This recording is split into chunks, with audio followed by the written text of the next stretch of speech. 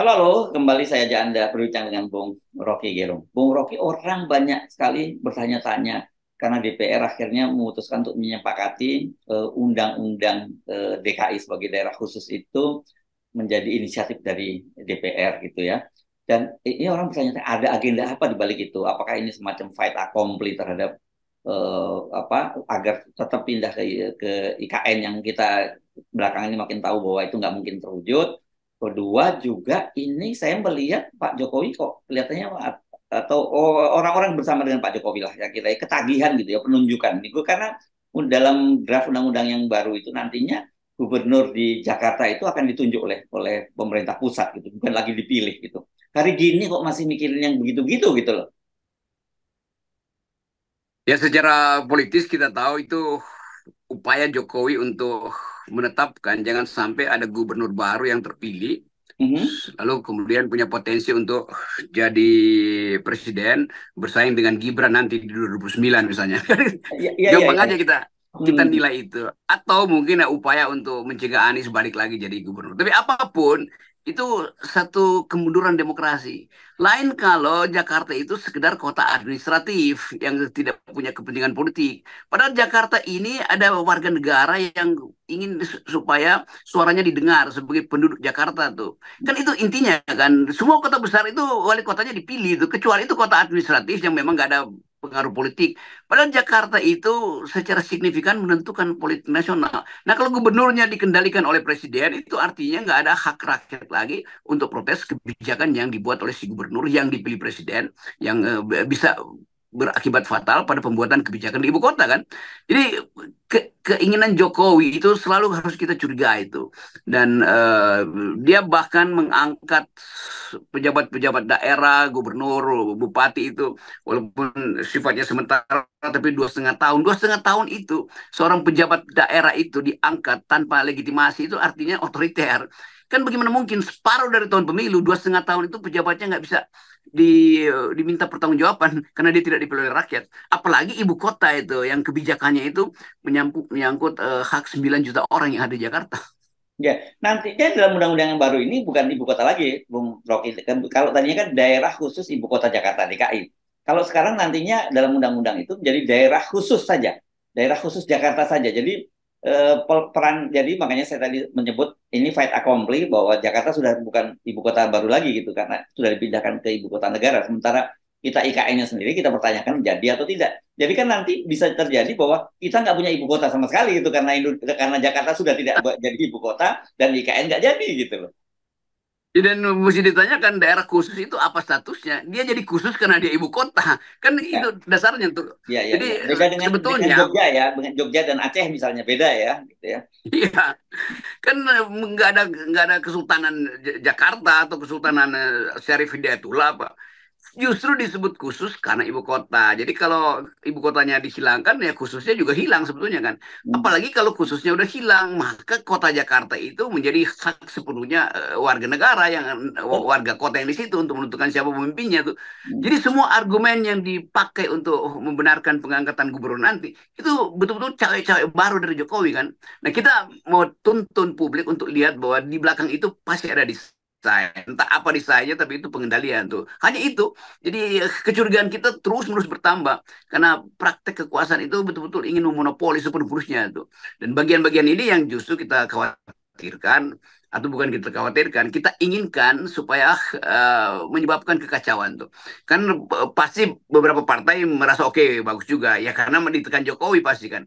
Ya partai semacam PKS pasti menolak tuh dengan sendirinya secara natural. Nah, kita mau lihat sebetulnya ini partai-partai mana yang mensponsori Jakarta itu tidak lagi disebut ibu kota, tapi masih dikhususkan. Demi apa kekhususan itu? Ya, ya, ya. Oke, saya malah tertarik untuk mendalami Anda apa yang Anda sebutkan tadi kemungkinan itu mencegah satu ada Anies kembali lagi ke situ kalau dia kalah katakanlah begitu asumsinya karena semua mesin kekuasaan digunakan Pak Jokowi memenangkan Prabowo Gibran. Yang kedua saya kira mungkin yang jauh lebih menarik adalah membayangkan ini bagaimanapun juga supaya tidak muncul penantang dari ibu kota. Karena bagaimana selama selama ini kan Anies itu muncul sebagai matahari kembar ketika dia menjadi gubernur di DKI Jakarta begitu ya. Dan kita tahu ini dengan asumsi Pak katakanlah Pak Prabowo dan Gibran ini menang dengan asumsi Pak Prabowo juga bisa menjalankan periode sampai satu periode. kan Gibran tentu berikutnya akan menjadi calon presiden pada Pilpres 2029 nanti. Dan di situ kalau ada seorang gubernur dari Jakarta, pasti dia akan menjadi matahari kembar, dan bahkan diperkirakan pasti ya Gibran nggak akan ada apa-apanya dibandingkan dengan gubernur di Jakarta itu. Tapi kalau ditunjuk kan dia tidak mungkin maju sebagai calon presiden gitu. Saya kira udah ada survei diam-diam istana yang menunjukkan bahwa Jakarta itu tidak akan dimenangkan oleh Jokowi, oleh petahana di Ya. 24 tuh. Dan kelihatannya begitu tuh. Kan kecerdasan Jakarta itu beda dengan mereka yang ada di pelosok-pelosok yang bisa disogok lewat BLT, yang bisa ditutup dengan segepok uang yang diamplopin walaupun isinya 20 ribuan seolah tebal padahal isinya segitu-gitu aja. Jakarta itu mewakili kelas menengah yang paham bahwa rejim Jokowi ini rejim pengkhianat. Kelas menengah yang mengerti bahwa rejim Jokowi ini potensial untuk dikriminalkan kalau dia jatuh nanti. Jadi itu kecemasan dari Jokowi. Dan itu pasti udah disurvei. Jokowi pasti tahu bahwa dia akan kalah di Jakarta. Oleh karena itu ada persiapan supaya Jakarta dikendalikan oleh presiden berikutnya. Yang wakil presidennya adalah anaknya tuh. Supaya 2029 nanti tidak ada pesaing bagi Gibran misalnya. Jadi cara berpikir buruk ini dengan mudah kita duga. Dan itu yang sebetulnya yang kita sebut sebagai authoritarian personality. Jadi setiap malam Jokowi memikirkan, sama seperti cerita Raja di Yunani dalam mitologi Raja Procustes namanya itu, yang Hmm. setiap malam dia undang satu warganya untuk tidur di ranjang emasnya. Hmm. Kalau si tubuh si rakyat itu lebih panjang dari ranjangnya digergaji kakinya. Kalau Hmm. lebih pendek ditarik sehingga putus putus lututnya kan. Jadi Jokowi berlaku seperti itu, seolah-olah orang baik tetapi dia pakai ukurannya dia sendiri bukan ukuran rakyat. Itu intinya yang mau kita katakan bahwa Jokowi mempraktekkan semacam uh, kemunafikan dalam politik itu. Dan itu disembunyikan melalui seolah-olah dia Raja Procustes yang baik hati mengundang warga negara untuk tidur di ranjangnya, tapi malam-malam diintip. Kalau lebih panjang, maka digergaji kakinya. Kalau lebih pendek, ditarik lututnya. Itu kan siksaan dari seorang yang seolah-olah baik. Ya, ya. Oke. Dan implikasinya saya kira bagi warga DKI Jakarta itu kan berarti hak konstitusional mereka untuk memilih seorang kepala daerahnya itu dihilangkan ya. Jadi ini nanti orang di Jakarta itu seperti ya dianggap seperti bebek aja, digiring sana giring sini gitu. Ya itu bahayanya. Jadi mungkin dianggap ini Jakarta ini perusahaan besar, cukup taruh CEO di situ kan. Padahal ini adalah kancah politik dari zaman kemerdekaan. Jakarta itu adalah kota politik dari awal dan itu yang mesti dihargai oleh Jokowi. Kekhususan Jakarta justru bukan sekedar ibu kota, tapi kota perjuangan politik 65, 98, awal kemerdekaan, ada peristiwa yang menunjukkan bahwa persaingan politik memang harus terjadi di Jakarta. Supaya Jakarta jadi cermin daerah-daerah lain. Nanti kalau Jakarta ditundukkan sebagai ibu kota yang di dalamnya sebetulnya aktivitas berpikir kelas menengah itu kuat sekali, itu ditundukkan apalagi kota-kota kabupaten kecil yang masih feodal itu diangkat aja kalau begitu semuanya. Lalu balik pada sistem Orde Baru bahwa gubernur, bupati itu semuanya diangkat oleh Presiden Soeharto pada waktu itu. Tapi pada waktu itu ada dalilnya demi stabilitas maka diperlukan ketaatan atau konsentrasi atau sentralisasi bahkan. Ini desentralisasi udah terjadi, DKI statusnya adalah desentralisasi. Demikian juga kota-kota besar yang lainnya. Desentralisasi artinya kekuasaan itu dipilih, di suksesinya, dikompetisikan di dalam wilayah desentralisasi itu kan. Jadi kelihatannya Jokowi mau balik pada sentralisasi dengan mengendalikan semua atau mengeluarkan kartu-kartu dia terakhir demi menyelamatkan Gibran supaya nggak ada pesaing dari DKI nanti. Ya, nanti dulu. Tapi kenapa ada yang salahkan Pak Jokowi karena ini undang-undangnya inisiatif dari DPR, Bung Rocky? Ya DPR itu kan kantong kanannya Jokowi itu. Oh, oke, oke. Jadi sampai sekarang ketika terjadi fragmentasi dalam Pilpres, tetap saja DPR itu sebenarnya secara de facto masih dikendalikan gitu ya, Bung Rocky. Pasti dikendalikan karena bagian dari koalisi kan begitu koalisi dibentuk untuk Prabowo sekaligus presiden mengendalikan menteri-menteri dan anggota DPR yang ada di bawah partai-partai yang berkoalisi kan itu dasarnya tuh. Itu yang membuat kita mengerti mengapa banyak partai juga yang menyetujui itu. Walaupun sebetulnya mereka nggak bisa bicara lagi kan. Kalau bicara ya udah ditegur lagi sama Jokowi dengan ditegurnya lewat sprindik. Tetapi ya setelah Jokowi lengser tahun depan kan bisa berubah lagi. Tapi dari awal kita mesti terangkan bahwa Jokowi berniat mensentralisasikan kekuasaan melalui penunjukan apa namanya penetapan khusus oleh dia tuh, bukan lagi melalui pemilihan tuh. Ya, jadi nggak berlebihan kalau tadi saya menyimpulkan bahwa ini ketagihan gitu setelah berhasil dia melakukan Ya, penunjukan. iya benar. Ya, Nah itu betul. Ini bagian dari ketagihan aja kan dia coba-coba ya daerah bisa juga tuh 2,5 tahun nggak ada pemilihan umum tuh bisa dia kendalikan. Lalu dia tambahkan ketagihan itu tuh. Jadi orang yang ketagihan kekuasaan memang itu kayak minum air laut itu kan makin ya, lama makin haus tapi dia harus lakukan itu terus menerus. ya, ya. Wah, saya kira ini situasinya kalau sepertinya akan sangat berat ya, Bung Rocky ya, buat demokrasi kita betul-betul ini secara sistematis gitu, demokrasi kita dimatikan gitu ya.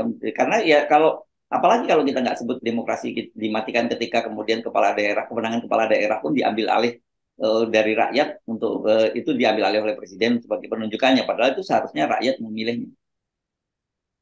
Ya, itu intinya di daerah udah dikendalikan. Dan Jokowi tahu bahwa kompetisi utama politik Indonesia selalu di ibu kota tuh. Di situ pemimpin diuji, di situ kapasitas berpikir seorang diperlihatkan, di situ konsep-konsep calon pemimpin RI 1 itu diuji di dalam kapasitas dia sebagai gubernur. Anies diuji di situ tuh. Hmm. Jokowi juga sudah diuji di situ sebetulnya.